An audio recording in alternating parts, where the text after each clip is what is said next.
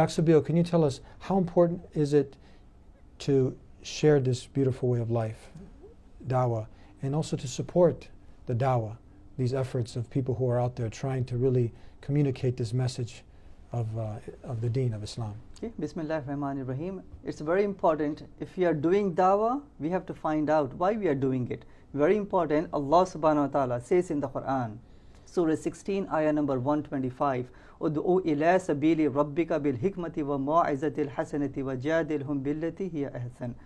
Invite all to the way of Allah with wisdom and good preaching, and converse with them in ways which are best and most gracious. We are doing dawah, inviting humanity to Islam, inviting humanity to the worship of the Creator, inviting humanity to paradise.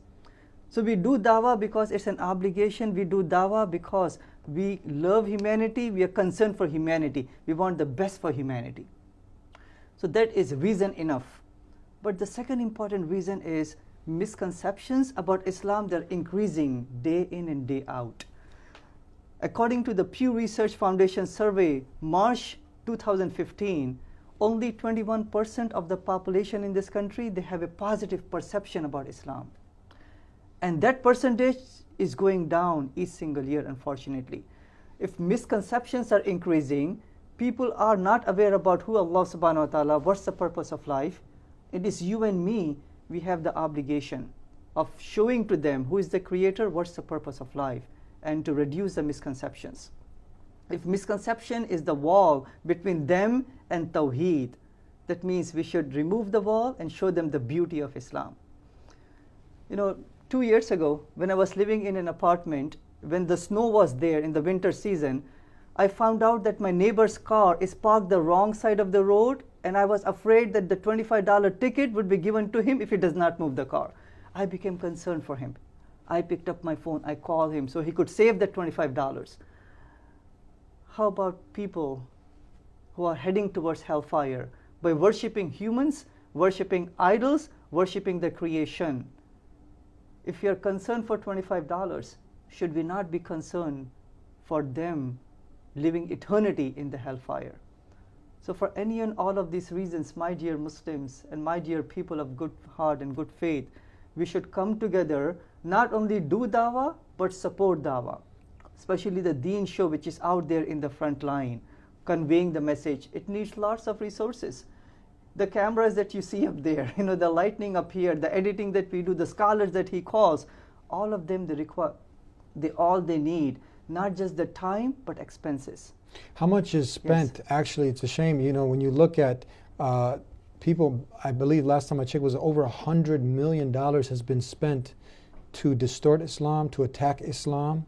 Yes. So we're asking people, how much are you spending to share Islam? 159 million. How much? Whoa, 159 million. Million? Yes.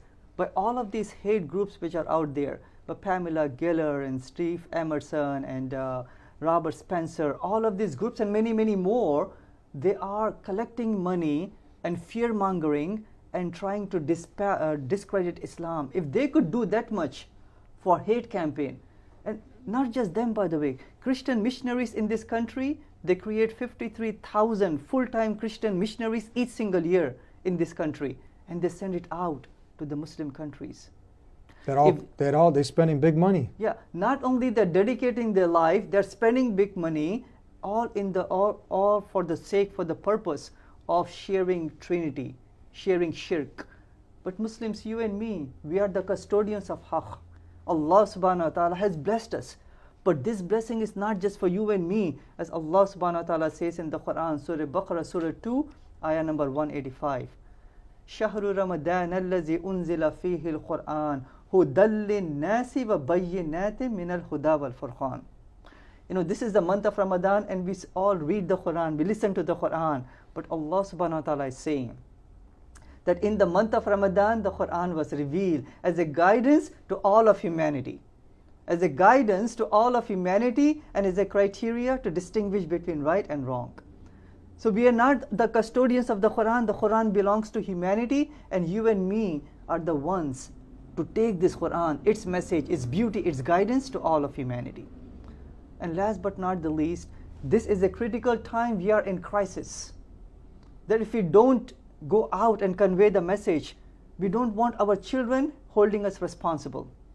That, dad, father, Abuji, when you had the opportunity, when you had the ability, when you had the resources, why didn't you go out and convey the message?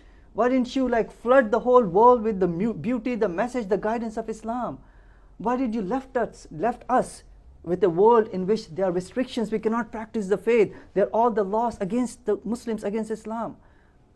It would be a very, very sad situation if our kids are going to say that to us, to our generation.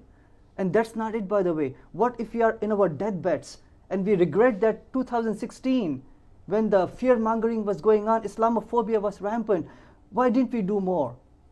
We would be having a sad day on our deathbed. Not our deathbed, forget about that. What about on the day of judgment? When Allah subhanahu wa ta'ala is going to question us, why didn't you do more when you had the time, when you were building the masajis, even though we need the masajis? When you had the ability, the resources, why didn't you do more for the sake of Islam, inviting humanity to peace? We cannot come back on that day, back on earth, and do the things that we should be doing now. So for any and all of those things, it's an obligation to share the wonderful message. It's a necessity because of the situation. And for all of these things, to share the message and to do the production of these shows and to print the brochures and to have the social media channels, money is needed, resources are needed. So the Muslim Ummah is very generous. They understand that this is the best way to convey the message. We always speak about Islamophobia. The best way to tackle Islamophobia is to educate the people, not just by good words, by good actions. And when you support, inshallah, not only the people who are in the front line, they could do dawah, the reward will also come to you, inshallah. So I hope and pray that not only so I hope and pray to Allah subhanahu wa ta'ala that He make it easy for us. He gives us the tawfiq, the motivation, the inspiration, that all of us united as one Muslim Ummah under the banner of La ilaha illallah Muhammad Rasulullah, we become peace ambassadors of Islam to humanity. May Allah help us and motivate us to spend that money on good causes, because it's going to stay behind. And now as they spend the millions to bash Islam, to attack Islam, will you spend something to share, to help share Islam? You make that decision.